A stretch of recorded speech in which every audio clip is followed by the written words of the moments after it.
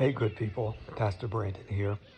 I know that I have not been on the live to preach a word in the past 2 weeks, I believe. The Lord has been dealing with me specifically on some personal issues concerning me. And so as a result of that, I have been taking some time to really engage God on what He wants me to do and seeking God in the next level, the next realm, and where we're taking the ministry. I have not given up, I have not quit or anything of that nature, but I know that I have a responsibility to our congregation and to all of you who are under me. But I want to give you something really quickly, something the Lord has just deposited into my spirit and released me to give to you as a word of encouragement really quickly.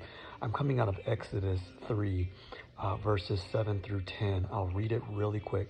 It says, "Then the Lord said, I have seen how cruelly my people are being treated in Egypt. I have heard them cry out to be rescued from their slave drivers. I know all about their sufferings. And so I have come down to rescue them from the Egyptians and to bring them out of Egypt to a spacious land, one which is rich and fertile, and in which the Canaanites, the Hittites, the Amorites, the Perizzites, the Hivites, and the Jebusites now live. I have indeed heard the cry of my people, and I see how the Egyptians are oppressing them. Now I am sending you to the king of Egypt so that you can lead my people out of his country." Now, here's a couple of things that point out. In the month of August, there's a paradigm shift that is happening. The Lord has not forgotten about you. I want to encourage somebody who feels like God has taken a back seat towards you, God has digressed against you, or God's not hearing you. God has heard your cry. There's a couple of things that point out in this particular passage that I really want to encourage you with. Number one is that God heard the cry of his people. God has heard your cries. Okay?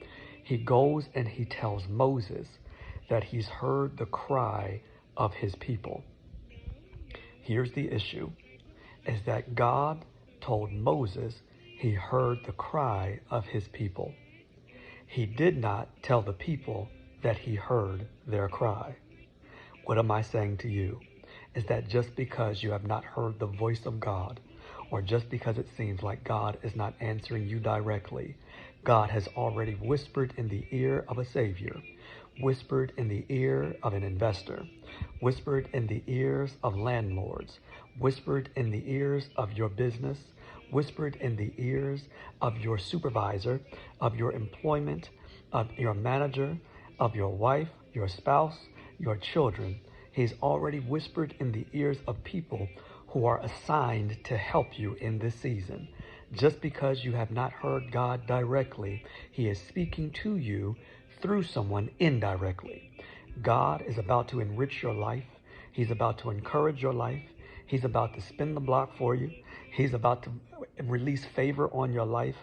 Do not give up in this season just because it seems silent.